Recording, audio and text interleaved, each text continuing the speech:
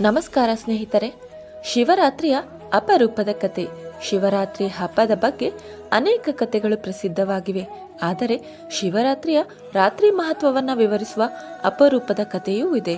ಪ್ರತಿ ತಿಂಗಳು ಮಾಸ ಶಿವರಾತ್ರಿ ಬರುತ್ತದೆ.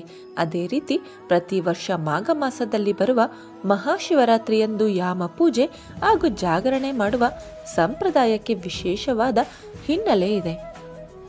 ಕೃತಯುಗದಲ್ಲಿ ಕಶ್ಯಪ ಮುನಿಗಳಿಗೆ ದಿತಿ, ಅದಿತಿ ಇಬ್ಬರು ಪತ್ನಿಯರು.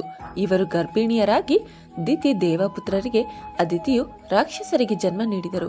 ಆ ಸಮಯದಲ್ಲಿ ಹುಟ್ಟು ಸಾವು ವಿಚಾರವಾಗಿ ಚರ್ಚೆ ಮಾಡುತ್ತಾ ಏನು ಪರಿಹಾರ ಎಂದು ಚಿಂತೆ ಮಾಡುತ್ತಿದ್ದರು.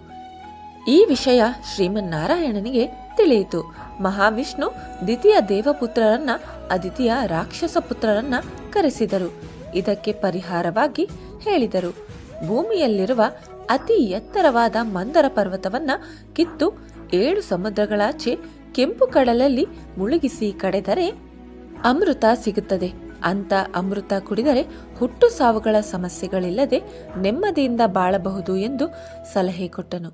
ಇದನ್ನ ಕೇಳಿ ಹರ್ಷಗೊಂಡ ದಿತಿಯ ದೇವ ಮಕ್ಕಳು, ಅದಿತಿಯ ರಾಕ್ಷಸ ಮಕ್ಕಳು ಮಂದರ ಪರ್ವತವನ್ನ ಕಡಗೋಲಿಗೆ ಸಮುದ್ರದಲ್ಲಿ ಮುಳುಗಿಸಿ ದೈತ್ಯಾಕಾರದ ಸರ್ಪ ವಾಸುಕಿಯನ್ನ ಹಗ್ಗವನ್ನಾಗಿಸಿ ಹಾಲುಗಡಲನ್ನ ಕಡೆದರು.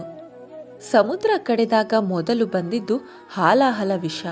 ಇಂಥ ವಿಷ ಸೇವಿಸಿ ಬೇರೆ ಯಾರಿಗೂ ತೊಂದರೆ ಆಗಬಾರದೆಂದು ಲೋಕ ಕಲ್ಯಾಣಕ್ಕಾಗಿ ದಯಾಮಯನಾದ ಪರಮೇಶ್ವರನೇ ವಿಷವನ್ನ ಆಪೋಷಣೆ ಮಾಡಿದನು. ಕುಡಿದ ವಿಷ ಗಂಟಲೊಳಗೆ ಇಳಿಯದಂತೆ ಪಾರ್ವತಿ ಶಿವನ ಕುತ್ತಿಗೆಯನ್ನು ಒತ್ತಿ ಹಿಡಿದಳು. ವಿಷ ಶಿವನ ಕುತ್ತಿಗೆಯಲ್ಲಿ ನಿಂತು ನೀಲಿಯಾಯಿತು.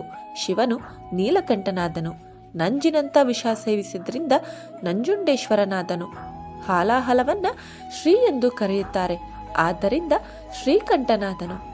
ಆದರೆ ವಿಷವನ್ನ ಕುಡಿದ ಶಿವನ ಬಗ್ಗೆ ದೇವತೆಗಳು ಆತಂಕಗೊಂಡರು.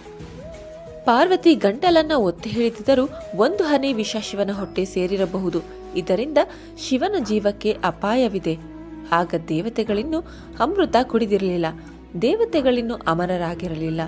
ಈಗ ಶಿವನನ್ನ ಉಳಿಸಿಕೊಳ್ಳಬೇಕು ಎಂದರೆ ರಾತ್ರಿ ಹೊತ್ತು ಮೈಗೆ ವಿಷ ಏರದಂತೆ ಶಿವ ನಿದ್ರಿಸುವುದನ್ನು ತಡೆಯಬೇಕು ಎಂದು ದೇವತೆಗಳೆಲ್ಲ ಸೇರಿ ಶಿವನು ಎಚ್ಚರನಾಗಿರಲೆಂದು ಶಿವನನ್ನ ಪ್ರಶಂಸೆ ಮಾಡುವ ಭಜನೆ, ಸಂಗೀತ, ತಾಳ, ಮೃದಂಗ, ನೃತ್ಯ, ಹರಿಕತೆ, ಪುರಾಣ ಕತೆ ಈ ಮೂಲಕ ಅಹೋರಾತ್ರಿ ದೇವತೆಗಳೆಲ್ಲ ಜಾಗರಣೆ ಮಾಡಿ ಶಿವನನ್ನ ಸಂತೋಷವಾಗಿರುವಂತೆ ನಿದ್ರಿಸದಂತೆ ನೋಡಿಕೊಂಡು ಶಿವನನ್ನ ಉಳಿಸಿಕೊಂಡರು.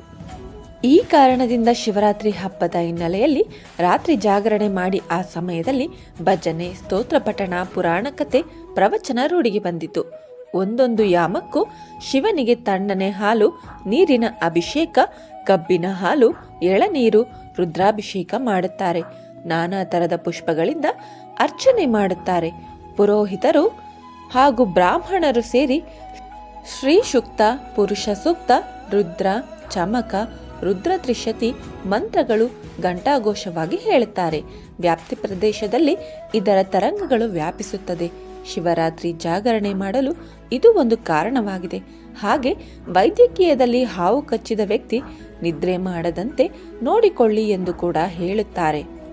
ಆತ್ಮೀಯ ಕೇಳುಗರಿಗೆ, ನನ್ನ ಚಾನಲ್ ಚಂದಾದಾರರಿಗೆಲ್ಲ ಮಹಾಶಿವರಾತ್ರಿ ಹಬ್ಬದ ಹಾರ್ದಿಕ ಶುಭಾಶಯಗಳು.